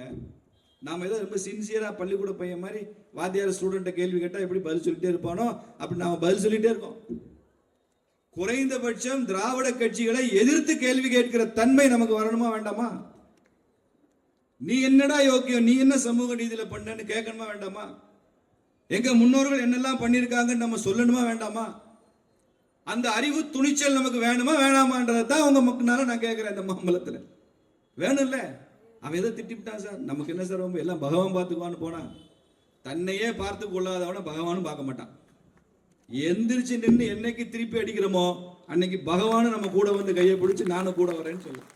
திருப்பி அடினா கம்பால் அடி, கல்லால் அடி, வன்முறை பண்ணுன்னு இல்லை, அறிவால் அடி. அறிவாலயத்துக்கும் அறிவுக்கும் சம்பந்தமே இல்லை, முதல்ல தெரிஞ்சுக்கலாம். ஒரு தடவை நான் ஒரு ஜோக்கு சொல்லுவேன். ஸ்டாலின் ஒரு தடவை துரைமுருகன் சொன்னாராம், இந்த கமலஹாசன்கிட்ட கொஞ்சம் ஜாக்கிரதையா இருக்கணும்னே அப்படின்னாராம். ஏன்னே எப்படி சொல்றீங்க? இல்லை, அவருக்கு பேர்ல கமல் வருது, இந்த பிஜேபிக்காரன் கமலாலயம்னு பேர் வச்சிருக்கான். ஒருவேளை அவன் கமலாலயம் பேர் வச்சதுனால கமலாலயத்துக்கும் கமலுக்கும் எது சம்பந்தம் இருக்குமோ, நம்ம கொஞ்சம் ஜாக்கிரதையா இருக்க வேண்டாமா? அண்ணே அப்படிலாம் சந்தேகப்படாங்க. நம்ம கூட தான் அறிவாலயம்னு பேர் வச்சிருக்கோம். அறிவுக்கு நமக்கு சம்பந்தமா இருக்கு. அதனால திருப்பி அடி, திருப்பி கேள்வி கேளு, அவனை அம்பலப்படுத்து. அவன்கிட்ட ஒண்ணுமே இல்லப்பா, அவன்கிட்ட எதுவுமே கிடையாது. திராவிட மாயன் ஒரு புத்தகம் எழுதினார் சுப்பு, இது வரைக்கும் ஒருத்தன் பதில் சொல்ல அந்த புத்தகத்துக்கு. அதுல இருக்கிற விஷயத்துக்கு எதுக்கும் பதிலே கிடையாது. சும்மா விமர்சனம் வைவான், ஜாதியை சொல்லி திட்டுவான், பூணூல் வேலை செய்யுது அது வேலை செய்யுதுன்னு திட்டுவான். இப்ப பேசிப்பாரு, இந்த 2026 அப்புறம் நீ பூணூல்னு ஒரு வார்த்தையை பேசிப்பாரு, என்ன நடக்குன்னு பாரு. ஆட்சி மாறும்போது காட்சியும் மாறிவிடும் என்பதைத்தான் தமிழக பாரதிய ஜனதா கட்சி சொல்லிக் கொண்டே இருக்கிறோம். பேய் ஆட்சி செய்தால் பிணம் தின்னும் சாத்திரங்கள்னு சொன்னா பாரதி. அது மாதிரிதான் கம்சன் ஆட்சியில, அது கம்சன் ஆட்சி, இது சன் ஆட்சி, அவ்வளவுதான். ரெண்டுக்கு வித்தியாசம். சன்னுக்கும் கம்சனுக்கும் என்ன வித்தியாசம்? அங்க எப்படி ஒரு கிருஷ்ண பரமாத்மா வந்தானோ இங்கேயும் ஒரு கிருஷ்ண பரமாத்மா வருவாயா? அங்க ஒருத்தன் வந்தா இங்க 1,00,000 பேராக பாரதிய ஜனதா கட்சியின் பேர்ல வருவான். நிச்சயம் நடக்கும். அன்றைக்கு தமிழ்நாட்டினுடைய மக்கள் எல்லா மொழியும் கற்றுக்கொள்வதற்கான வாய்ப்பை பாரதிய ஜனதா கட்சி உருவாக்கும். எல்லா மொழியும் கற்றுக்குவோம். டாஸ்மாக் என்ற பேச்சே இல்லாமல் முற்றிலுமாக போதையிலிருந்து தமிழகத்தை மீட்கிற பணியை பாரதிய ஜனதா கட்சி செய்யும். அரசாங்கத்திற்கு ஆலயத்தில் இடமில்லை. எப்படி கிறிஸ்தவ தேவாலயங்களை கிறிஸ்தவர்களே பார்த்துக் கொள்கிறார்களோ, இஸ்லாமிய மசூதிகளை முஸ்லிம்கள் அதை பார்த்துக் கொள்கிறார்களோ, நிர்வகித்துக் கொள்கிறார்களோ, இந்து ஆலயங்களையும் இந்துக்களே நிர்வகித்துக் கொள்வார்கள், பார்த்துக் கொள்வார்கள். ஆலயத்தில் அரசுக்கு இடமில்லை, வெளியேறுன்னு சொல்லுவோம். பிஜேபி அதற்கான முதல் கையெழுத்தை போடும். Government should be a facilitator. Government should not be a controller. உன்னை கண்ட்ரோல் பண்றதுக்கு, சமுதாயத்தை கண்ட்ரோல் பண்றது அரசாங்கத்துக்கு வேலை. மக்கள் எந்த திசை வழியில் போகிறானோ அவனை அழைத்து செல்வதுதான் ஒரு அரசியல்வாதியோட வேலையை தவிர, தான் விரும்புகிற இடத்துக்கு இவனை மக்களை இழுத்து செல்வது அரசியல்வாதியோட வேலை இல்லை. அப்படி இழுத்துட்டு போற அரசு திமுக அரசு. நல்ல இலக்குகளை நோக்கி, தேசியத்தை நோக்கி, தெய்வீகத்தை நோக்கி நம்மை அழைத்து செல்கிற கட்சி பாரதிய ஜனதா கட்சி. அதனாலதான் நான் இந்த இடத்துல அப்பீல் வைக்கிறேன். ஒரு கட்சிக்கு என்ன பொறுப்பு இருக்கோ, ஒரு அரசாங்கத்துக்கு என்ன கடமை இருக்கோ, பொதுமக்களுக்கும் அந்த கடமை இருக்கு. ஒரு நரேந்திர மோடி பிரதமராக தான் என்னவெல்லாம் செய்ய முடியுமோ அதெல்லாம் செஞ்சுட்டு தான் இருக்கார். அவர் வாழ்நாளினுடைய கடைசி உச்சம் வரைக்கும் இந்த தேசத்திற்காகத்தான் அவர் வாழ்கிறார். ஒரு கட்சியாக பாரதிய ஜனதா கட்சி என்னவெல்லாம் இருக்கிற அரசியல் சூழல்ல, இருக்கிற கஷ்டங்கள்ல, இருக்கிற சவால்களுக்குள்ள என்னவெல்லாம் பெஸ்டா பெர்ஃபார்ம் பண்ண முடியுமோ பிஜேபி அதை செய்து கொண்டிருக்கிறது. ஆனால் மக்கள், வாக்காளர்கள் வேடிக்கை பார்த்து கொண்டிருக்கிற இடத்துல இருக்கக்கூடாது. குறைந்தபட்சம் இந்த தேசத்தின் எதிரிகளே சந்தித்துக் கொண்டிருப்பேன்.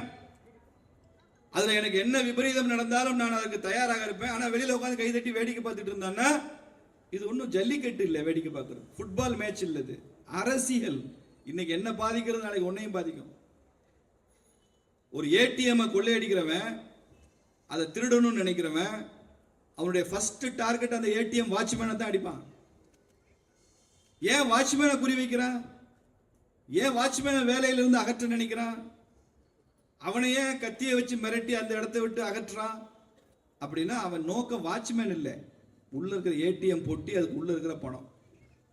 அதற்காக தான் வாட்ச்மேனை எதிரியாக நினைக்கிறான். ஏன் இன்னைக்கு ஊழல் கட்சிகள், தேச விரோத கட்சிகள், திமுக மாதிரி கட்சிகள்லாம் ஏன் நரேந்திர மோடியை எதிரியாக நினைத்து வேலை செய்கிறார்கள்? இந்தியா என்கிற ஏடிஎம் வாட்ச்மேன் நரேந்திர மோடி. திமுகவோட இலக்கு மோடியை விமர்சனம் பண்றது இல்ல, தப்பா புரிஞ்சுக்க. மோடியை திட்டுறாரு, மோடியை விமர்சனம் பண்றாரு இல்ல. அவங்க கண்ணு ஏடிஎம் மேல இருக்கு, இந்த தேசத்தின் பொக்கிஷத்தின் மேல இருக்கு. இந்த மனுஷன் இருக்கிற வரைக்கும் நம்ம திருடுறது சிரமமா இருக்கும். திருடுனா பிடிச்சிருவாயான்ற பயத்துல தான் அந்த வாட்ச்மேன் அகற்று நினைக்கிறாயா. உங்கள் மக்களுக்கு வாட்ச்மேனா இருக்கிற கட்சி பாரதிய ஜனதா கட்சி என்பது இந்த அரங்கத்தில் உட்கார்ந்து இருக்கிறவங்களுக்கு தெரியும், வெளியில உள்ளவங்களுக்கு நான் இதை சொல்றேன். வாட்ச்மேன் இந்த தேசத்தை காப்பாற்ற வந்த கட்சி, தமிழகத்தை காப்பாற்ற வந்த கட்சி பாரதிய ஜனதா கட்சி. அதனால பதறோம், அதனால கொதிக்கிறோம், அதுக்காகத்தான் உழைக்கிறோம். அதை வேடிக்கை பார்க்க கூடாது. பொதுமக்கள் எப்ப தேர்தல் வரும், 500 ரூபாய் கொடுப்பான், 1000 ரூபாய் கொடுப்பான், அந்த காசை வாங்கிட்டு ஓட்டு போயிடலாம் நினைச்சா இந்த தேசத்தை காப்பாற்ற முடியாது. உங்களுக்கு 5 வருஷம் வருமானத்தில் இந்த 500 ரூபாய் வருமானம் எவ்வளவுன்னு பாருங்க. இன்னைக்கு ஒரு நாள் கூலியே 1000 ரூபாய் 2000 ரூபாய் கிடைக்குது. ரொம்ப குறைந்தபட்ச கூலியே 500-600 கிடைக்கும். 5 வருஷத்துல நமக்கு எவ்வளவு பணம் கிடைக்குது? ஒரு நாள் ஓட்டு போறதுக்கு இந்த 500 ரூபாயினால இந்த 500 ரூபாயில காப்பாத்திட முடியுமா? 1000 ரூபாய் காப்பாற்ற முடியுமா? அப்போ ஒரு தேசபக்தி உள்ள கட்சிக்கு, எப்போதும் நம்முடைய இருக்கிற கட்சிக்கு வாக்களிக்க வேண்டாமா? இந்த 500 ரூபாய் கொடுத்து ஓட்டு வாங்குறானே, அதுக்கப்புறம் நம்ம நிலைமை என்ன ஆகும்? 500 ரூபாய் கொடுக்குறோம், அக்கா வாங்கிட்டு ஓட்டு போட்டுருது, திமுக ஓட்டு போட்டுருது. ரேஷன் கடையில் போய் சக்கரை வாங்குது, 2 கிலோ சக்கரை எவ்வளவு இருக்கு வெயிட்? 2 கிலோ வாங்கினா எவ்வளவு வெயிட் இருக்கும்? 1.25 கிலோ இருக்கு. அக்கா 3/4 கிலோ எங்க கேட்டா, அன்னைக்கு 500 ரூபாய் கொடுத்தல முடிஞ்சு போச்சுன்றான். திமுக கவுன்சிலர் கூப்பிட்டு எங்க தெருவே குப்பையா இருக்குன்னா இந்த பேச்சு பேசாத, அன்னைக்கு 500 ரூபாய் வாங்கி தானே ஓட்டு போட்ட, இந்த பேச்செல்லாம் பேசாத, இப்படி குப்பையா தான் இருக்கும். நான் ஏன் உனக்கு செய்யணும்? நீ ஓட்டு போட்டு நான் பணம் கொடுத்துட்டேன் சொல்றான். பல இடங்களில் சொல்றான். ஆடியோ ரெக்கார்டு வருது, வாய்ஸ் ரெக்கார்டு. அப்போ பணத்துக்காக வாங்கி கொண்டு வாக்களித்தால் ஒரு வர்த்தக பேரம் அப்போதே முடிந்து விட்டது. 5 ஆண்டுகளுக்கு அவரிடம் எதுவும் எதிர்பார்க்க முடியாதுன்னு அர்த்தம். பணம் வாங்க மாட்டேன், பிஜேபிக்கு நான் வாக்களிப்பேன்னு சொல்லுங்க. 5 வருஷமும் எப்படி உமா ஆனந்தன் மக்களோடு மக்களாக இருக்கிறார்களோ அப்படி பிஜேபி காரன் மக்களோட மக்களாக. வாக்களிப்பதற்கு பணம் கொடுக்க மாட்டான் பிஜேபி காரன், தான் செய்கிற சேவைக்கு 10 பைசா லஞ்சமும் வாங்க மாட்டான் பிஜேபி காரன்றதுதான் திரும்ப திரும்ப மக்கள்கிட்ட சொல்லணும். வெறும் பணம் மாத்திரம் அரசியல் இல்லை, ஒரு குவார்டர் மாத்திரம் அரசியல் இல்லை, ஒரு பிரியாணி மாத்திரம் அரசியல் இல்லை. ஓசி பிரியாணி சாப்பிட்டு ஓட்டு போட்டு போகக்கூடாது. நீங்கள் ஒரு வாக்காளர் அடையாள அட்டை எடுத்து பார்த்தீங்கன்னா, வாக்காளர்களுக்கு சொல்றேன், அதில் உங்க போட்டோ இருக்கும். ஓட்டர் ஐடி கார்டில் உங்க போட்டோ இருக்கும். அந்த ஓட்டர் ஐடி கார்டு அப்படி பின்னால திருப்பி பாருங்க, அதில் யார் போட்டோவும் இருக்காது. ஆனால் அப்படி யோசிச்சு பார்த்தீங்கன்னா பல பேருடைய போட்டோ உங்களுக்கு நினைவுக்கு வரும். அந்த வாக்காளர் அடையாள அட்டைக்கு பின்னால தான் வீர வாஞ்சிநாதன் இருக்கான், அதுக்கு பின்னால தான் நேதாஜி சுபாஷ் சந்திர போஸ் இருக்காரு, அதற்கு பின்னால தான் கப்பலோட்டிய தமிழன் வ.உ. சிதம்பரம் பிள்ளை இருக்காரு, பெருந்தலைவர் காமராஜர் இருக்காரு. எல்லா தலைவரும் சொல்றேன், பேருக்கு உதாரணத்துக்கு 4-5 பேரை சொல்றேன், எல்லாம் அதுக்கு பின்னால இருக்காங்க. இவர்கள் எல்லாம் செய்த உழைப்பு, தியாகம், தேசத்திற்காக எதையும் செய்ய தயாராக இருந்த அந்த வீர தீரம், அதனுடைய விளைவு தான் இந்தியா விடுதலை அடைந்தது, ஜனநாயகம் வந்தது. நமக்கெல்லாம் ஓட்டு போடுற உரிமையா? வெள்ளக்காரன் ஓட்டு போடுற உரிமை கொடுக்கல. வெள்ளக்காரன் தானே சமூக நீதியை நிலைநாட்டினா எல்லாரையும் படிக்க வச்சான், கிழிக்க வச்சான்னு பேசுறான் திராவிட குஞ்சு. வெள்ளக்காரன் எல்லாருக்கும் ஓட்டு போடுற உரிமையா கொடுக்கல? கொடுக்க முடியாதுல்ல. ஆட்சியில ஆட்சியை நீ வேணான்னு தானே ஓட்டு போட்டிருப்பான். அப்போ இதெல்லாம் நாம் செய்து கொடுத்திருக்கிறோம். பொதுமக்களுக்கு ஒரு பெரிய கடமை இருக்கிறது என்பதற்காக நான் இதையும் சொல்றேன். அதனால மக்களை சந்திக்கும் போது வாக்காளர்களுக்கும் ஒரு கடமை இருக்கு. நீங்க தேசபக்தி உள்ள கட்சியை ஆதரிக்கணும், நேர்மையான நாணயம் உள்ள தேசபக்தி உள்ள வேட்பாளர் ஆதரிக்கணும். அப்படி இருக்கிற ஒரே கட்சி பாரதிய ஜனதா கட்சி தான் என்று தெரிந்து நீங்கள் அதை ஆதரிக்கணும். பிஜேபி ஆட்சிக்கு வரும்போது எல்லாம் மாறும் என்பதை புரிய வைத்தால் நிச்சயமாக டி நகர்ல அந்த மாற்றம் துவங்கும். அந்த மாற்றத்தை துவக்க வேண்டிய பொறுப்பு உங்களுக்கு இருக்கிறது என்று சொல்லி இந்த நிகழ்ச்சியை மிக வெற்றிகரமாக நடத்திய உங்கள் ஒவ்வொருவருக்கும் எனது பாராட்டுக்களை, வணக்கங்களை தெரிவித்து விடைபெறுகிறேன். பாரத் மாதா கி.